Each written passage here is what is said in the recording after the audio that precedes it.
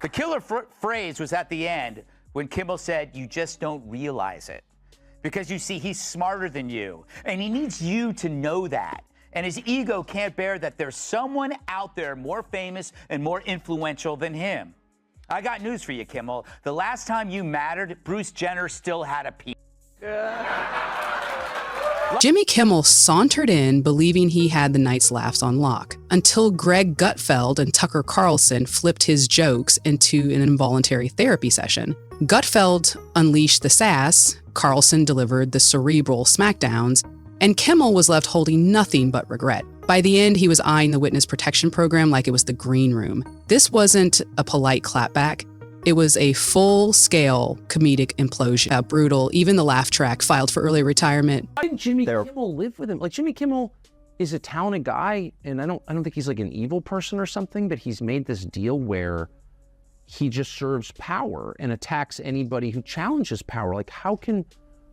Honestly, how can he look in the mirror and say, I'm doing something honorable? Like, how can he live with himself? How can his wife sleep with him? Well, it'd be... I mean that. It'd be one thing. Jimmy Kimmel hit the stage, strutting like a late-night heavyweight champ, clueless that two very different predators, Greg Gutfeld and Tucker Carlson, were already honing their claws with veteran precision. What unfolded wasn't a roast, or even a fair scuffle. It was the comic equivalent of pitching a houseplant into a wood chipper. Slow, strangely mesmerizing, and ruthlessly one-sided. Kimmel, Hollywood's self-employment ethics monitor, took yet another swing at Fox News, seasoning it with his signature smug side swipes. Treating sarcasm like it were still an Olympic event, he slipped into his late-night dad persona, lecturing the audience on politics with a single arched brow and all the excitement of a substitute teacher stuck proctoring finals.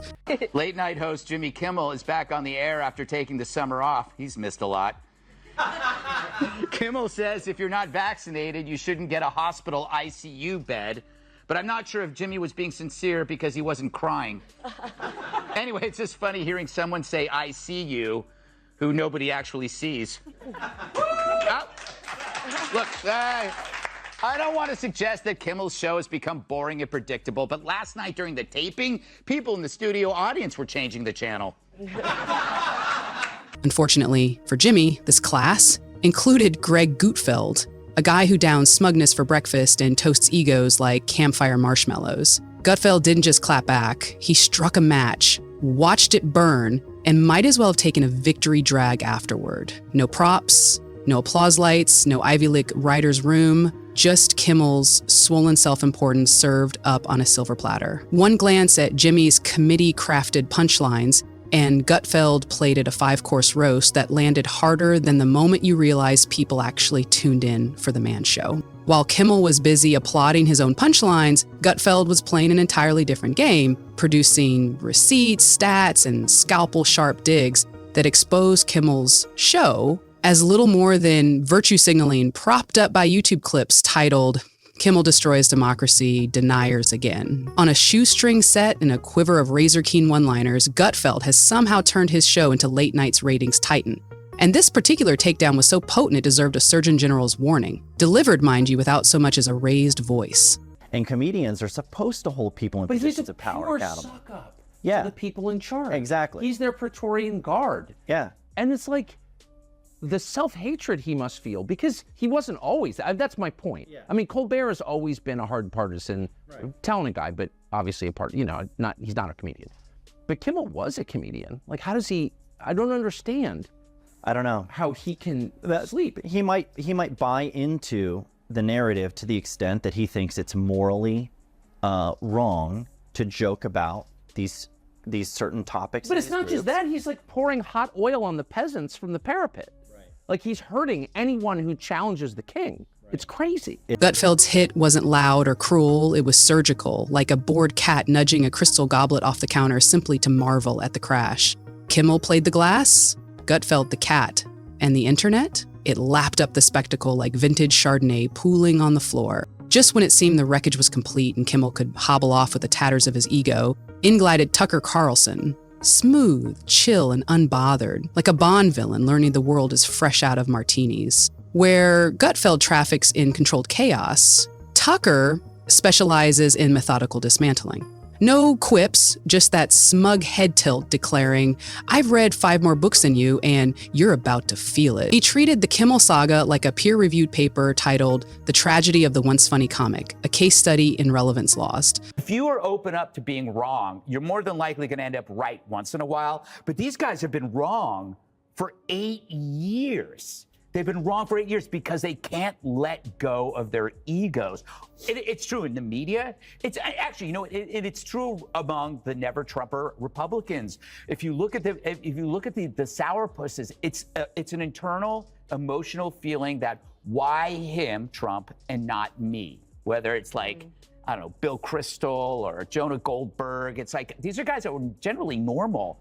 And then their egos just kind of like, they just took it hard. And you got to let go, guys. There were 0 punchlines, just long, scathing paragraphs masquerading as insight. Gutfeld may have struck the match, but Carlson hooked up the gas main, strolled off, and observed the blast from a glass tower. With the meticulous eye of a forensic accountant, he dissected Jimmy's evolution, or backslide if hypocrisy makes you twitch. Once a jester for every crowd, Kimmel now looked anything but fearless.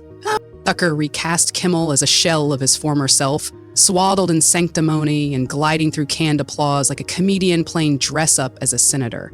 The cruelty wasn't in ridiculing the jokes, it was in ridiculing the need for them. Kimmel's set, Carlson argued, had devolved into a padded room for audiences who only laugh at people they already dislike, minus actual humor, plus an eye-roll-inducing dose of coffee shop liberalism. In Tucker's mirror, Kimmel looked less like Jon Stewart and more like a bargain bin morality guru lingering outside Whole Foods. It was my belief that these were humorless scolds who just didn't think our jokes were funny, and they thought they were offensive and they were being hypersensitive, and that's not the case. No, it's not. You're going through the stages of realization. The stages of realization. I eventually learned and came to realize that it's not humor. Humor is a vehicle for truth delivery. They don't like the fact that the narrative is being challenged in a way that's effective, and so they have to shut you up. And so that's what it's about. It has nothing to do with them being they don't have limits. They don't have. And it has nothing. While Gutfeld was practically high-fiving the camera with one-liners sharp enough to slice marble, Carlson conducted a muted symphony of contempt. He didn't tag Kimmel as a mere washed-up comic. He framed him as a cautionary tale, a one-time rebel-turned-sanctimonious preacher, an edgelord reduced to echo chamber noise. No dramatic bang, just a drawn-out whimper into irrelevance. The sting in the tail? Cold, unforgiving ratings that proved it. Gutfeld's show wasn't just edging past Kimmel, it was steamrolling him in the ratings, like an 18-wheeler barreling through a gluten-free bakery. Once the undisputed king of a legendary time slot, Jimmy now flails in Gutfeld's rearview mirror, waving frantically with nothing but canned laughs and preachy monologues to keep him from disappearing entirely. Oh, I have a few names to add. CNN, MSNBC, CBS, the town crier. All outlets ignoring Biden's revolving door of gaps. His constant forgetfulness, weird rambling speeches being let off stage. All the while you told us there's nothing to see here. Meanwhile, any parent can see this face means you got to change a diaper. Social media went into overdrive. Memes landed faster than Kimmel's ratings could tumble. Gutfeld depicted as a late-night barbarian wielding a flaming microphone, Tucker as a stone-faced librarian slamming shut the dusty tome of Jimmy's relevance. The internet promptly crowned them the unlikeliest tag team champions in the grand arena of cultural humiliation. This clash wasn't about who scored the bigger laughs. It was a referendum on who'd evolved and who'd stagnated. Fox's supposed court jester gets the prime rule. Comedy should unsettle, leave a sting, and never feel like a flabby TED Talk. Carlson, chasing 0 laughs, grasps a different law. A smirk armed with facts cuts deeper than any punchline. Kimmel, meanwhile, is still reciting jokes like sacred text, wide-eyed with forced indignation, wearing a grin that practically pleads, "Please clap." Even the quote comedians, they were on propaganda duty too. Watch this. He's also pushing U.S. intelligence to find evidence for this theory that the virus was accidentally released from a lab in Wuhan. That's his new angle to feed the wingnuts, to treat this virus like it was a conspiracy of some kind. It should have never happened. This plague should never have happened. It could have been stopped but people chose not to stop it. What people? Tomorrow he'll blame the Spanish flu on Antonio Banderas. Yeah. Imagine if you're a comedian and all of a sudden your cue card has all kinds of talking points from politicians and foreign governments on it. Don't read it.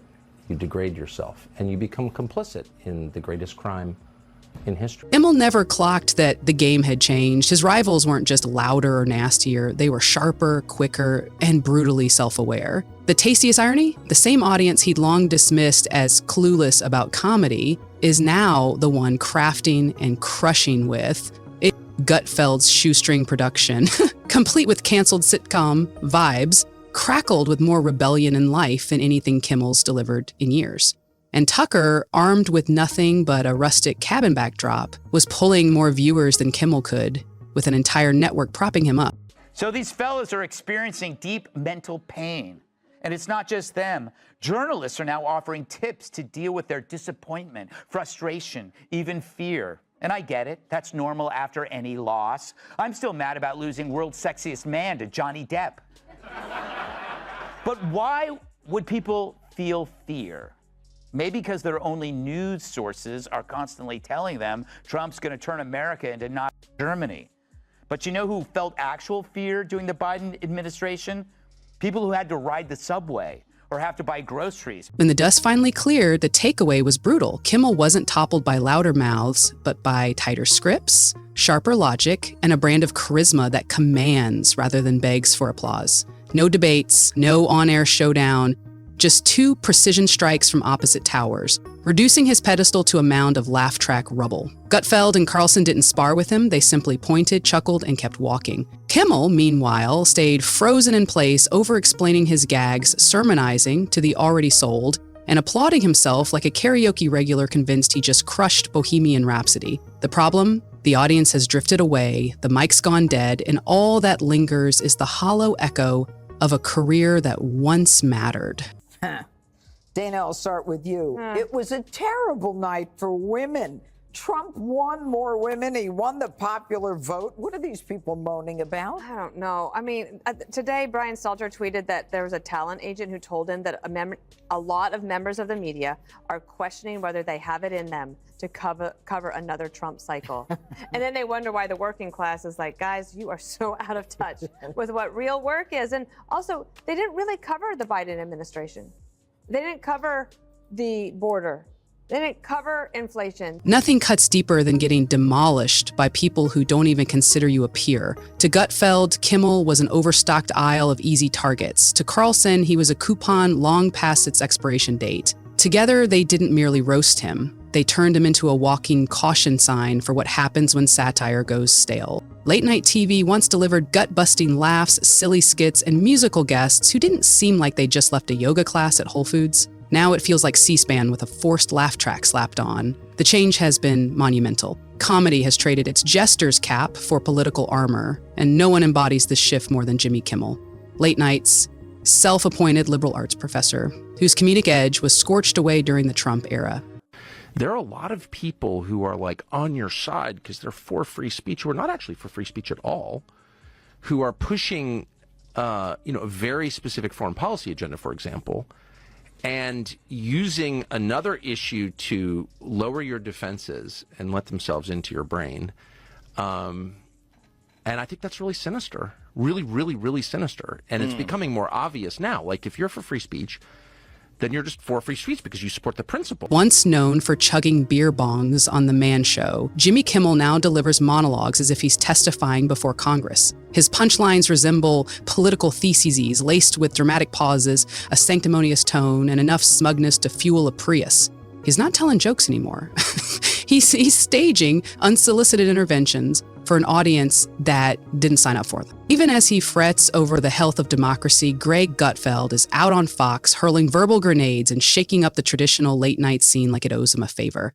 Gutfeld is rebellion incarnate, the guy who kicked down the door to the late-night club, walked past the velvet rope, and quipped, "You call that edgy? I've got dad jokes that sting even harder." All the while, Kimmel delivers monologues as if he's positioning himself for a Senate run. The job description of a comedian is not so different from the job description of a journalist, as traditionally constituted. Tell the truth about the powerful. Comedians are usually a lot smarter, more clever, and incisive than journalists, but that's what they're supposed to be doing. Almost none still do. Adam Carolla is one of the very few remaining comedians in the United States. He's out with a new book. Gutfeld barrels through his show with all the delicacy of a bull in a china shop, and viewers are flocking to him because while his competitors wring their hands over the state of democracy, he's serving up bathroom humor and political potshots with a smirk. It's working, turns out. America was hungry for irreverence over introspection. Enter Tucker Carlson, the prep school provocateur whose trademark sneer could turn fresh cream sour. Though he's not technically a late-night host, he looms over them like their final exam. Tucker's weapon of choice isn't punchlines, it's precision strikes. He surveys Kimmel and Gutfeld like an exasperated dean, mystified at how these class clowns infiltrated his elite institution. Just when you think he's too sophisticated for the mud pit, he'll casually drop a devastating observation about Kimmel outsourcing his opinions to his writing staff. It's like watching someone lob a hand grenade while adjusting their bow tie. What we're watching isn't just a ratings war, it's a cultural civil war playing out in prime time. Late-night television has fractured along ideological fault lines, where the real competition isn't about who gets the biggest laugh, but who owns the cultural narrative. Kimmel has positioned himself as comedy's conscience, dispensing moral clarity between punchlines. Gutfeld plays court jester to the anti-establishment, wielding ratings like a weapon while thumbing his nose at convention. Down there's Tucker, perched above the fray like some aristocratic commentator, swirling his cognac while offering mordant commentary on the spectacle, as if he's recording voiceovers for television's own obituary. Of course, Kimmel wasn't going to take this lying down. He climbed his late-night soapbox to launch a counteroffensive, but his ammunition felt recycled. The usual Fox News potshots, the tired jokes about Tucker's long-abandoned bow tie, the well-worn sermon about misinformation, he hit all his familiar notes, but the melody had gone flat.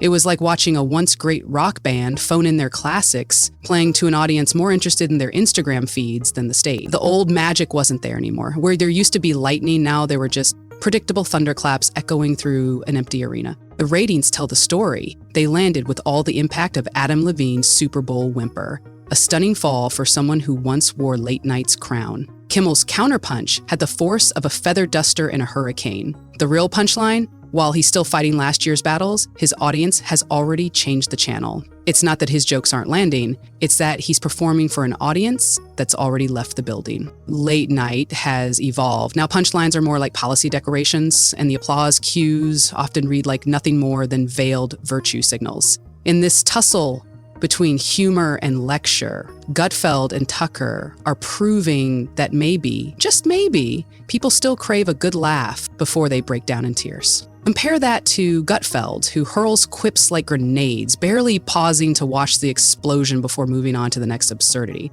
Then there's Tucker, whose barely raised eyebrow can hit harder than an entire week's worth of Kimmel monologues combined. It's a clear mismatch. The takeaway here? If you're going to wage war in the realm of sarcasm and satire, you need to bring more than recycled outrage and limp punchlines. You need bite, genuine wit, and something more than a smug grin paired with the same 5 political talking points you scavenged from Reddit. Because when Gutfeld unleashes his sarcasm cannon and Tucker saunters in with his philosophical shiv, you better hope you've brought more than just a teleprompter and a decade-old reputation. Otherwise, you'll end up exactly where Jimmy is, buried beneath a pile of failed comedy, wondering when the applause turned into silence and why the laughter now carries the sting of mockery. So as the world moved on, Gutfeld cracked open another beer and jotted down some fresh zingers for his next show. Tucker reclined, legs uncrossed, and allowed himself a self-satisfied smirk as he watched the embers of Kimmel's credibility still billowing in the background. And as for Jimmy, he stared into the camera, delivered another joke that missed the mark, and waited for applause that never arrived. Not because he wasn't trying, but because he was already done. He simply hadn't realized it yet. Do you think Kimmel can stage a comeback, or are Gutfeld and Tucker now the undisputed monarchs of the late-night jungle? Drop your verdict in the comments and hit that subscribe button like it's just cracked a killer dad joke. Ring the bell so you never miss the next televised pile driver. Share this video with a friend who still believes in the magic of a live-laugh track, and let the debate or demolition roll on.